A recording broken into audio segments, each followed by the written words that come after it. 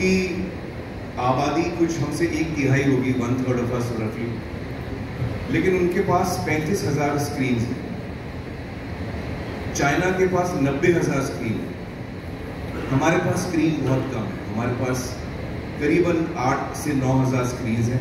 कोमल, M आई right, रफली there. तो ये जो एक डिसएडवांटेज है, जो ज्योग्राफिकल डिसएडवांटेज, अगर मुझे फिल्म देखनी है, मैंने सुना है फिल्म अच्छी है, लेकिन मेरे इलाके में दूर दूर तक कोई थिएटर नहीं है, तो मैं कैसे जाके देखूंगा?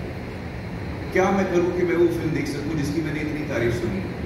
मैं देख ही नहीं पाता। और भी वजह है जिसकी वजह से लोग फिल्म नहीं देख पाते थिएटर में। कुछ लोग उस वक्त जब थिएटर में चल रही है फिल्म या रिलीज होती है तो कुछ लोगों की तबीयत ठीक नहीं होती, कुछ लोग एल्डरली होते हैं, अलग अलग वजह से कुछ लोग थिएटर नहीं जा पाते।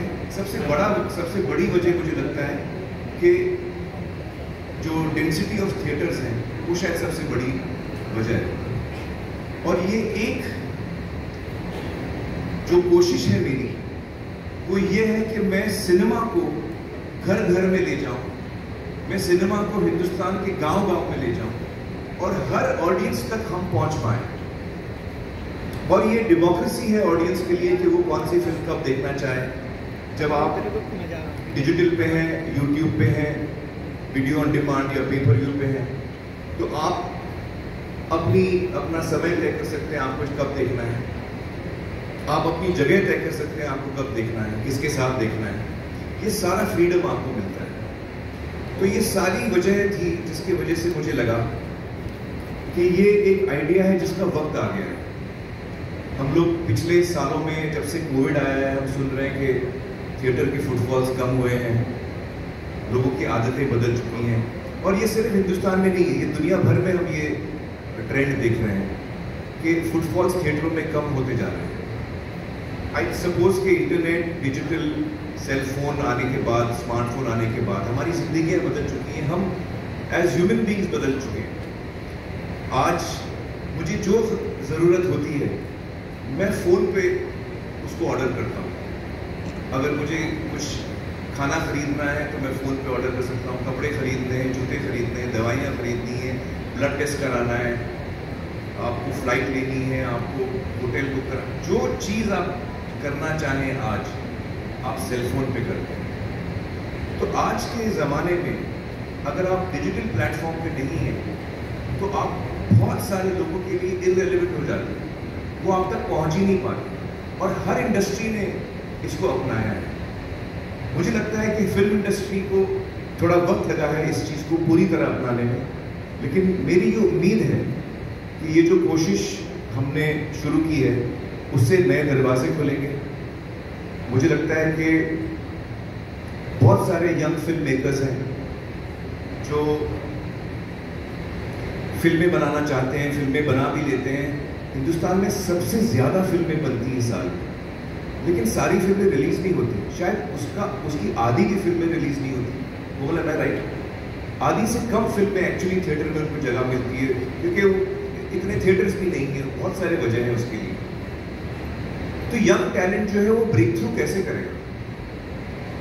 थिएटर में मुझे जगह मिलती नहीं और कोई प्लेटफॉर्म, मुझे कोई पैसे देने वाला नहीं है मेरा कंटेंट खरीदने के लिए, तो मैं जाऊं तो कहाँ जाऊं?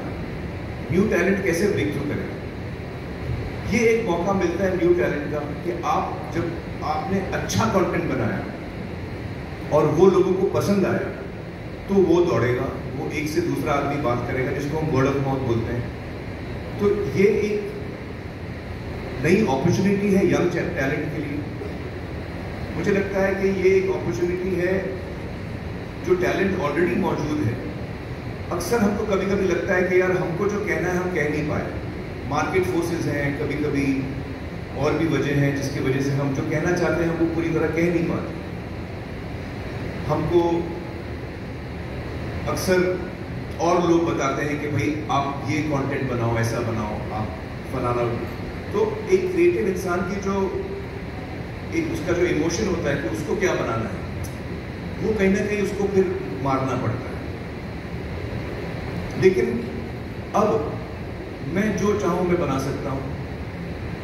आई am the person who will decide what I want to make and I decide even what is the economics of it. उसकी इकोनॉमिक्स भी क्या होगी वो भी मैं तय करूँगा। तो ये सारी चीज़ें जो है मुझे लगता है हमने जो प्राइस पॉइंट तय किया है इस फिल्म के रिलीज़ के लिए वो है 100 रुपये। मैं चाहता हूँ कि ये फैमिली फिल्म है। मैं चाहता हूँ कि फैमिली साथ में बैठ के देखें। 100 रुपये की फिल्म में अगर आपके परिवार में 4 लोग हैं तो 25 रुपये पर हेड में आप फिल्म देख सकते हैं। और वो फिल्म जो आपको देखनी है, ये नहीं कि हर फिल्म आप देख रहे हैं। जो फिल्म आपको अच्छी लगती है, जिसका ट्रेलर आपको अच्छा लगता है, जिसके बारे में आपने अच्छी बातें सुनी, तो आपको पता है कि यार ये अच्छी फिल्म देखने जा रहा हूँ। थिएटर में आ चुकी है, मेरा फर्स्ट स्टॉप हमेशा थिएटर है। थिएटर में आ चुकी है और थिएटर के बाद थिएटर में सिर्फ सितारे ज़मीन पर का उदाहरण ले लेते हैं। हमारा थिएट्रिकल जो रन है वो कंप्लीट होने तक हम करीबन 80-90 लाख या 1 करोड़ लोगों को दिखा पाएंगे थिएटरों में। 80 लाख और 1 करोड़ के बीच में ये फिगर के यहाँ के बैठे हैं। बाकी हिंदुस्तान, बाकी के लोग कहाँ देखेंगे? तो ये मेरी तरफ से कोशिश है कि मैं काम कर रहा हूँ, जो मैं क्रिएटिव काम कर रहा हूँ, वो मैं हर एक हिंदुस्तानी तक पहुँचा पाऊँ। मेरा ये सपना है कि जो हम सिनेमा बनाते हैं वो हर हिंदुस्तानी तक पहुँचे और आसानी से पहुँचे और वो किफ़ायती दामों में पहुँचे, ताकि वो डिसाइड कर सके उसे कब देखना है, नहीं देखना है, जो उसको जैसे वो सही समझे। लेकिन कम से कम हम एक जरिया बना रहे हैं ताकि हम हर हिंदुस्तानी तक पहुँचें। ये एक अटेम्प्ट है। सिनेमा जो कोविड के बाद नीचे जा रहा था, मुझे लगता है कि ये एक विन विन फॉर ऑल हो सकता है। ये फिल्म मेकर्स के लिए एक विन हो सकता है। उनको एक बड़ी ऑडियंस मिल सकती है। अगर आपका काम अच्छा है, लोग पसंद करेंगे तो आप कमा सकेंगे। ऑडियंस के लिए विन विन है क्योंकि उनको कमती दामों में फिल्म देखने को मिल सकती है। आप सोचिए कि एक परिवार में अगर 4 लोग हैं, वो फिल्म देख रहे हैं, 100 रुपये में देख रहे हैं, तो 25 रुपये पर हेड होता है। आप अपने नेबर्स को भी बुला लीजिए। मैं जब छोटा था, हम लोग नेबर्स के साथ में देखते थे छाया गीत। आप 8 लोग कर लीजिए तो और कम हो जाएगा। आप पूरे गांव को दिखा दीजिए, 100 लोगों को दिखाइए 100 रुपये में, तो 1 रुपये पर हेड पड़ता है। तो ये आपके ऊपर है, आप इसका किस तरह इस्तेमाल करें। लेकिन हमारी कोशिश ये है कि हम हर हिंदुस्तान के कोने कोने तक पहुंचने की कोशिश करें और हर आदमी इसका लाभ उठा पाए। तो ये एक बहुत ही बड़ा कदम है।